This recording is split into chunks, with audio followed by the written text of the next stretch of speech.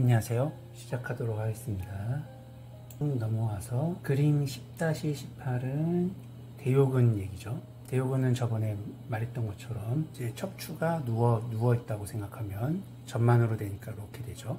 여기가 이제 고관절에 붙어 있다고 하면 이렇게 잡아당기면 고관절이 굴곡되는데, 잡아당긴데 가만히 있으면 척추가 이렇게 올라갑니다.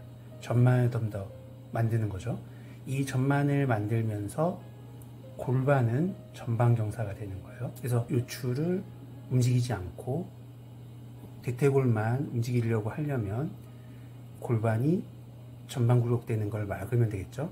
그러면 골반을 후방 굴곡시키는, 바로 복근을 활성화시킨 상태에서 장요근을 수축하면 척추가 더 전만이 될 수가 없죠.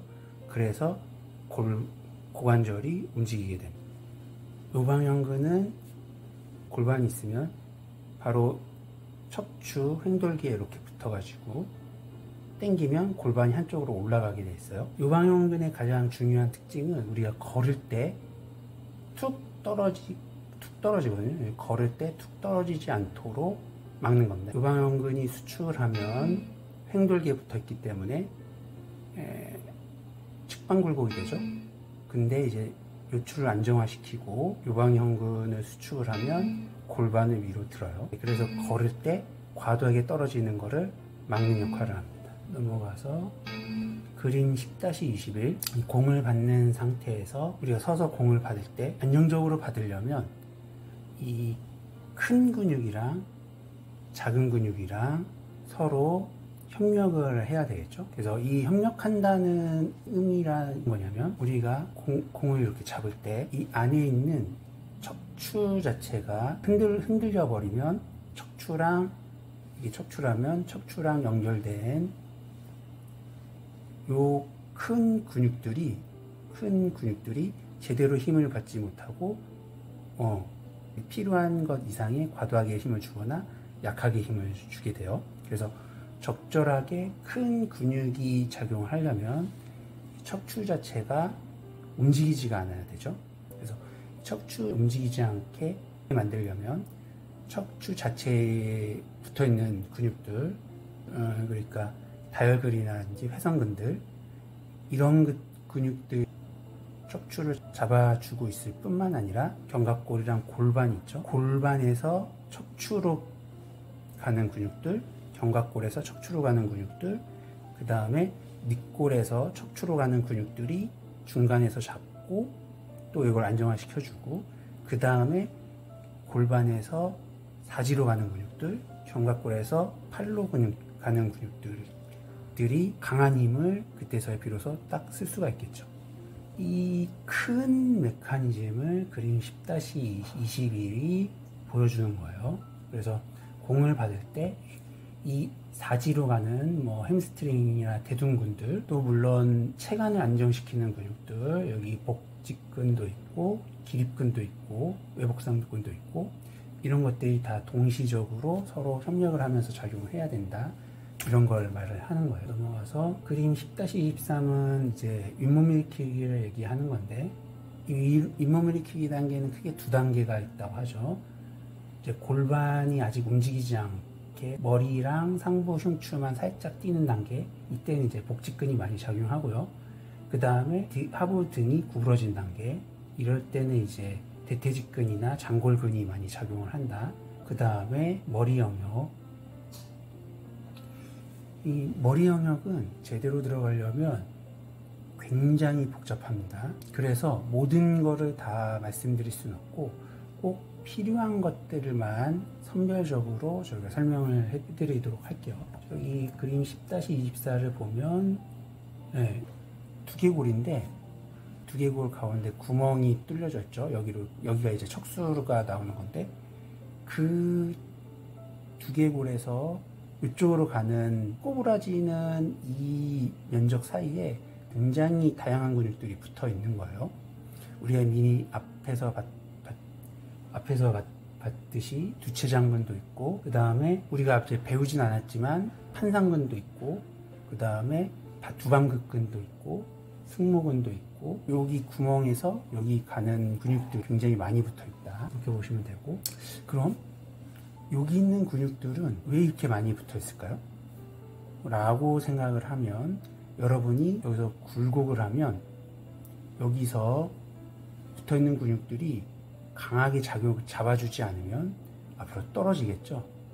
그래서 이 근육들은 기본적으로 안정성 유지를 위해서 많이 붙어 있는 겁니다. 우리가 만약에 시험 공부를 한다면 거의 막 하루 8시간 이상씩 공부를 하잖아요. 숙여서 책을 보는 건데, 이 뒤 근육들이 이렇게 크고 복잡하게 잡아주지 않으면 고개는 그냥 떨어져 나가겠죠. 그래서 머리가 안정되게 잡기 위해서는 이 뒤쪽 근육들이 필요해서 많이 발전하게 됐다, 이렇게 보시면 돼요. 그램 10-25는 이게 경추 6번 레벨이라고 봤을 때 맨 앞쪽 구멍 뚫린 게 이제 기도예요. 기도. 그 다음에 조그맣게 찌부러져 있는 식도가 있죠. 그 다음에 이제 척추가 있는데, 이 기도, 식도와 이 척추 사이 옆으로 우리 그 유명한 경동맥이 지나가는 거예요. 그 다음에 경추 횡돌기 내에 구멍이 나 있거든요.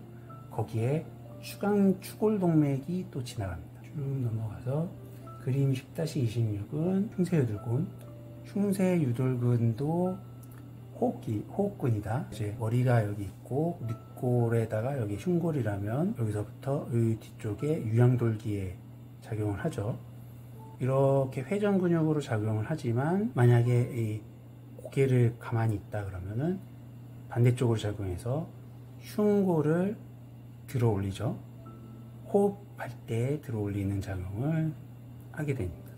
이게 아주 어린애들 중에서 한쪽 흉쇄유돌근만 강하게 뭉쳐서 발생하는 사경, 고개가 항상 이렇게 삐뚤어져 있죠. 중추신경의 이상이나 혹은 유전질환의 이상이 없는 그냥 보통 아이들은 일시적인 현상일 가능성이 좀 많아요. 넘어가서 그 다음에 이제 사각근, 척추가 이렇게 있으면은 또 이 횡돌기 앞쪽이죠. 이 앞쪽에 붙어서 늑골까지 가는 근육입니다. 마찬가지로 이것도 한쪽이 구부러지면 측방굴곡이 들어가는데, 경추가 가만히 있으면은 늑골에 붙기 때문에 늑골을 이렇게 들어요. 호흡할 때 쓰는 근육이죠. 그리고 이 사각근은 전사각근, 중사각근, 후사각근인데, 사각근들 사이로 신경다발이 지나가죠. 그래서 사각근들이 세게 뭉쳐져 있으면 신경다발을 눌러서 저림 현상을 이뤄낸다. 넘어가고요. 그 다음에 편타 손상. 이것도 이제 예전에 설명을 드렸는데, 이제 머리가 있으면 우리가 교통사고를 당했을 때 차가 뒤에서 딱 박았을 때 뒤로 한번 축 갔다가 목이 다시 한번 이렇게 들어가죠. 자, 뒤에서 딱 박았을 때 뒤로 이렇게 꺾었을 때 이 앞쪽이 근육이 늘어나게 되는데, 이 앞쪽 근육 중에 사각근이 있죠. 그래서 사각근이 손상이 받고, 사각근이 손상이 받으면 그 사각근 지나가는 신경이 염증 반응 때문에 눌릴 가능성이 있어요. 이 뒤로 딱 꺾이면서 이 디스크가 뒤로 이렇게 자연스럽게 가면은 디스크는 수액이 앞쪽으로 밀리면서 들어가는데, 이 앞쪽으로 들어가는 그 시간을 안 주고 갑자기 탁 찌부러 버리면 그냥 디스크 자체의 끝이 쭉 눌리면서 찢어지는 경우가 생겨요. 그러면 약간 돌출보다 조금 더 많은 탈출 정도가 될 수가 있거든요. 그래서 평균 디스크가 나오면서 신경을 또 누를 수가 있죠. 반대로 앞쪽으로 가죠. 앞쪽으로 가면 이제 뒷근육들, 우리 여기 뒷근육이 많다 그랬죠. 그 뒷근육들이 다 손상을 받아서 뒷목이 뻣뻣해질 수가 있고, 두 번째로는 이번에는 이렇게 있으면 순간적으로 벌어져요. 그러면 여기에 있는 디스크가 갑자기 쭉 찢어져서 수액이 또 나올 수가 있고, 혹은 돌출이 될 수도 있고, 그 다음에 여기 주체관 관절 자체에서 쭉 하면서 여기도 또 손상받을 수가 있죠.